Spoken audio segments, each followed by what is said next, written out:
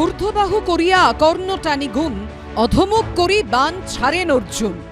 মৎস্যচক্ষু ভেদ করতে কিভাবে লক্ষ্যস্থির করেছিলেন অর্জুন, কাশিদাসী মহাভারতে তা এভাবেই বর্ণনা করা হয়েছে। আর এখন 2026-এর বিধানসভা ভোটের এক বছর আগে থেকেই কিভাবে বঙ্গ রাজনীতিতে নেতানেত্রীরা লক্ষ্যস্থির করছেন, সেটাই ধ্বনিত হচ্ছে বঙ্গ রাজনীতির আকাশে বাতাসে। 294 আসনের লড়াইয়ে কখনো মমতা বন্দ্যোপাধ্যায় ও অভিষেক বন্দ্যোপাধ্যায়রা 215+ টার্গেট বেঁধে দিচ্ছেন, তো কখনো শুভেন্দু অধিকারীর মুখে শোনা যাচ্ছে অন্তত 180 টার্গেট। সংখ্যাটা তো এভাবে বলা যায় না, আমি কখনো বলিও না, কিন্তু বিজেপি সরকারে হবে, ম্যাজিক ফিগারের উপরে যাবে। অতএব 150-এর উপরে আমাদের যেতে হবে, আমরা সেই লক্ষ্যে এগোবো। বৃহস্পতিবার অন্তত 180টি আসন পাওয়ার লক্ষ্যমাত্রার কথা শোনা যায় শুভেন্দু অধিকারীর গলায়।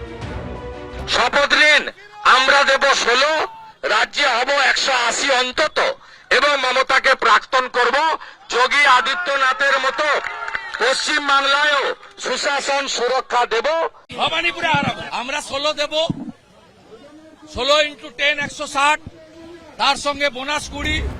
শুভেন্দু অধিকারীর টার্গেট নিয়ে কটাক্ষ ছুড়ে দিয়েছে তৃণমূলের আইটি সেলের প্রধান দেবাংশু ভট্টাচার্য সোশ্যাল মিডিয়ায় লিখেছেন, এভাবেই চালিয়ে খেলুন শুভেন্দু বাবু, আমাদের বিশ্বাস বিরোধী দলের তকমা প্রাপ্তির সম্ভাবনাটাও আপনি একা হাতেই শেষ করবেন। 77 থেকে কমে আজকে 60-এ নামছে, এরপরে 40-এর কমে নামলে ওই তো বিরোধী দল নেতা থাকতে পারে, 30-এর কমে নামলে হাফ তো হয়েছে গেছে প্রায়, আর হাফ। সব দলই টার্গেট সেট করছে, আবার একে অপরকে কটাক্ষ ছুড়ে দিচ্ছে। কার ভবিষ্যৎবাণী খাটলো আর কে ব্যর্থ হলো তা বোঝা যাবে 2026 সালের ভোটের ফল ঘোষণার দিন। কৃষ্ণেন্দু অধিকারী ও অনির্বাণ বিশ্বাসের রিপোর্ট, এবিপি আনন্দ।